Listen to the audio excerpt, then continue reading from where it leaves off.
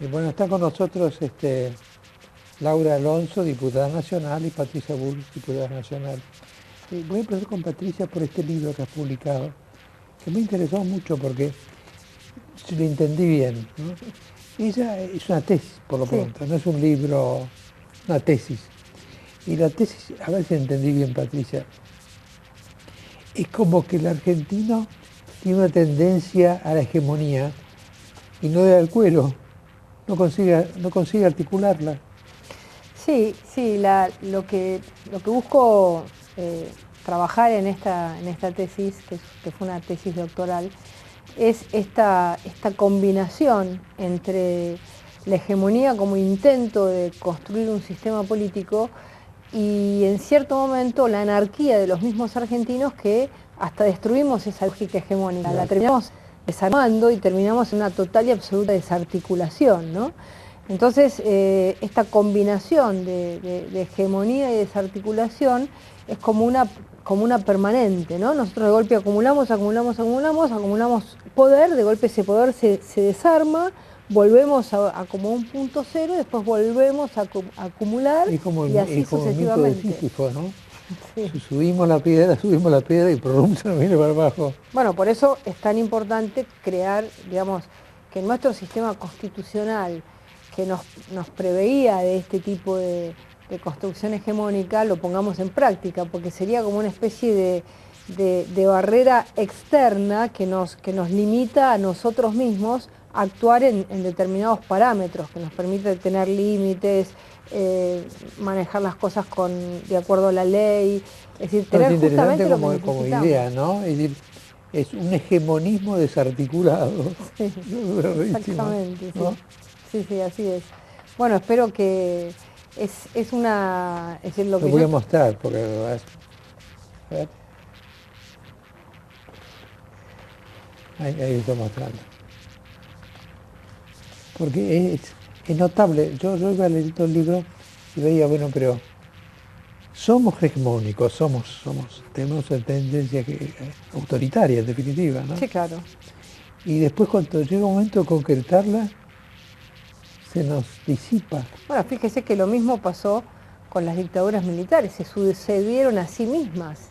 Es decir, ni siquiera la dictadura como un gobierno único tenía la hegemonía, sino que los mismos militares se hacían internas y discutían entre ellos. Es decir, que hasta en los momentos más duros de la historia argentina también existió esa lógica de Yo me acuerdo articulación y me desarticulación. acuerdo que pasó en la época, teníamos relación con la Margaret Thatcher, ¿no? Nosotros éramos un sistema autoritario con militares y todo. Creo que eran 40 militares que opinaban diferente. Y Margaret Thatcher mandaba a ella. Se me ocurre que uno de los ejemplos de articulación exitosa de la hegemonía mayoritaria es el Congreso de la Nación. ¿Qué opinas? Bueno, no vamos a hacer una discusión teórica. Es simplemente para tender un puente entre esa conversación y sí, en realidad, el problema que tienen ustedes con la mayoría. En realidad no es exitoso. El Congreso no produce poder hace mucho tiempo en la Argentina. No sé siquiera si alguna vez lo produjo, pero vamos a hablar de esta etapa. Y la verdad es que esta idea del sello de goma, de la escribanía, es algo que nos duele y que nos tiene que preocupar a todos. Finalmente, porque el Congreso es un espacio de representación, de legislación y fundamentalmente de control. Y lo que de seguro no ejerce el Congreso es su función de control y la de representación bastante mal. Después legisla a pedido y muchas veces no legisla. Por ejemplo, la creación del Ministerio de Cultura, como otros cambios ministeriales por decreto de necesidad de urgencia, violando absolutamente la Constitución. Porque todos sabemos que cuando el Congreso está en sesiones o el Congreso se puede reunir, el presidente lo tiene que convocar si estuviera en receso para aprobar una ley. Es más, el Congreso durante los años de los Kirchner ha aprobado leyes entre 48 y 72 horas. La intervención de Santiago del Estero, por ejemplo. Entonces, tiene que ver con un desdén, volviendo un poco a lo que decía Patricia antes, con las instituciones. Y me parece que en términos tomando un poco lo que decía Jorge Macri en su bloque sobre la inseguridad, sobre la ineficiencia de los servicios públicos, poner en valor las instituciones. Las instituciones importan, la ley importa y respetar la ley, porque finalmente hace que todos podamos vivir mejor. mejora la calidad de la escuela, mejora la calidad de la salud pública, el alumbrado público existe, digamos, en algunas partes de la provincia de Buenos Aires el alumbrado público es un bien suntuario. O sea, una bombita en la calle es como no sé, un lujo. Hablando de las potestades del Congreso y de la delegación, la cuestión impositiva es facultad del Congreso. Sí, y yo no creo que deba haber ciudadano en Argentina que deposite expectativas en el Congreso, demasiadas expectativas sobre la cuestión tributaria. Piensa siempre en el gobierno, piensa siempre en si le van a bajar el mínimo no imponible o no. Bueno, de hecho fracasó, hicieron un gesto los grupos opositores para decir acá estamos para bajar el impuesto a las ganancias. Bueno, pero a ver, pensemos en el próximo gobierno. Pensemos Yo creo que hay somos que hacer gobierno. una cosa, Patricia. Yo diría 5 minutos por día, pensemos en el próximo gobierno. Bueno, por eso. Nos va a aliviar enormemente la situación. Vamos a pensar ahora 5 minutos, por 5 ejemplo. ¿Qué es lo primero que tenemos que hacer? Justamente devolverle poder al Congreso. El próximo presidente lo que tiene que hacer es sacarse poder. Porque justamente la idea esta de que el que gobierna necesita el poder, lo que se decía al principio del gobierno de Kirchner, ¿no? Necesita reconstruir autoridad. Entonces, esa autoridad terminó en autoritarismo. Entonces, ¿qué tiene que hacer el próximo presidente de la Nación? Tiene que sacarse poder, tiene que devolverle poder al Congreso, tiene que devolverle poder a la justicia, tiene que justamente, digamos, decir, bueno, a ver, ¿cuáles son los impuestos que el Congreso le quiere imponer a la gente? ¿Cuáles son los impuestos que ustedes creen que la gente tiene que tener? Bueno, eso es lo que sucede cuando realmente hay división de poderes. En Estados Unidos, el día que no se vota el presupuesto, no gastan un centavo. Se paraliza la administración, la amenaza es esa. Es que la amenaza no, se hace. Claro. Acuérdense, debe haber sido 1993, 1994, sí. Se paralizó la administración, los consulados cerraban, las embajadas cerraban, no habría, digamos, lo único que funcionaba eran las policías y los bomberos, nada más. La norma sería, cuando no hay, no hay. No hay. Acá cuando no hay, hay. Claro. A mí me da la sensación, a lo mejor, espero no sea una imagen falsa, ¿no? Una imagen de la expresión de deseos, pero que en esto de quitarle al presidente ese poder omnímodo y repartirlo con el Congreso, como dice la ley, unen el Frente Renovador y el macrismo, me parece que coinciden. Sí, ahora hay otro reparto. ¿Hay como un espíritu común, digo? Yo creo que sí, porque un poco también escuchándolo a Alfonso me parece que existe esta idea, pero hay otro juego que es la distribución de la nación y las provincias. Acá también hay que devolverle poder y recursos a las provincias que de alguna manera van a, probablemente muchas de ellas, enfrentar un cambio político en el año 2015. Y esto me parece que es lo importante, que es empezar también a no solo distribuir... Este bloque tiene que empezar y terminar con 5 minutos dedicados a soñar qué pasará de acá a un año. Yo quisiera discutir si el Frente Renovador realmente... Pues yo los pregunto, porque ustedes tienen ahora... No, pero yo lo digo porque, a ver, Sergio Massa fue jefe de gabinete de este gobierno. Cuando él fue jefe de gabinete no le devolvió poder al Congreso. Es decir, los intendentes que son del grupo de Massa aceptaron las condiciones de sometimiento a las que le impuso la presidenta durante años. Se callaron la boca siempre, ninguno de ellos fue rebelde, digamos. La gente cambia, Patricia. No, yo no digo que no cambie, Lo que digo es que una cosa es... la gente cambia. Una cosa es tener la convicción... Usted me hace la guerra a mí, porque si usted hubiera dicho eso, usted me dice, no hay que quitarle la posibilidad a nadie, no vamos a decir que nadie está excluido del nuevo tiempo. No, quiero creer que algunos intendentes han cambiado. Bueno, el miedo que yo tengo es el siguiente. No sea esto un discurso de campaña y luego, si le llegase a tocar administrar el poder, vuelven a la misma lógica de la hegemonía como ha practicado el PJ siempre. Eso le pasa mucho a muchos comprovincianos o hombres de las provincias. Son caudillos federales para reclamarle a la nación y cuando se sientan acá son los más unitarios de todos. Por eso hay que pensar muy bien cómo cambiar también desde las provincias. Claro. O sea, la Argentina empieza a cambiar no solo con un cambio en el gobierno nacional, que seguro ya va a ser algo importante hablando del futuro y con optimismo, sino cambiar en las provincias. Hay que votar otros gobernadores. No puede haber un gobernador que gobierna hace 25 años una provincia. No puede haber un intendente. No, la Argentina no lo resiste más. Digo, porque además no existe en el mundo esta posibilidad. No es democrático. Por más que los voten, no es democrático que una persona reine durante 24, durante 28 años un distrito. Es imposible porque ahí de verdad se recortan las libertades. Y hay muchas provincias donde hemos analizado la calidad de la democracia, que es peor que a nivel nacional. Porque en el nivel nacional por lo menos nosotros tenemos un amplio debate. Ahora, hay provincias en la Argentina, y digo Santa Cruz, y digo Formosa, y digo el Chaco, donde la libertad no existe. Santiago del Estero, por ejemplo, porque parece que Santiago del Estero cambió. No cambió nada, se fue Juárez, pero vino Zamora, y el sistema funciona igual. Entonces lo que tenemos que hacer entre todos no es solo cambiar en el nivel nacional, es cambiar también en las provincias. Y la gente se tiene que animar a ese cambio, y tiene que liderar ese cambio como lo hizo en Misiones, cuando el obispo Piña lideró esa elección, donde dijo no a la reelección indefinida. Entonces para nosotros también hay una gran oportunidad de que la ciudadanía tome el toro por las astas en el 15 Laura, para la decir pregunta es cambiemos. esta. ¿Tenemos que conseguir cambiar o tenemos que conseguir cambiarnos?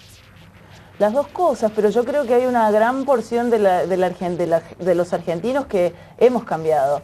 Algunos nunca fuimos parte y otros han cambiado, porque de verdad esta década nos ha mostrado probablemente lo peor que podemos ser en términos autoritarios bajo una democracia. Ahí Y ese es el límite. Ahí hay una diferencia. respuesta quizá Ahí está la a tu temor, diferencia, Patricia. sí. El otro día estuvo sentado Eduardo Amadeo aquí, ¿no? Sí. Que hoy está con Sergio Massa. Y le pregunté esto directamente.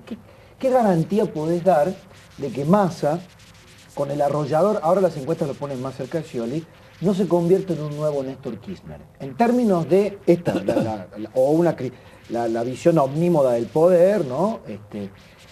Y él me dijo, creo que no, conociéndolo personalmente. Pero, dijo, aún si decidiera hacerlo, me parece que hay una cultura ciudadana y política que ha cambiado. No, yo no creo en eso.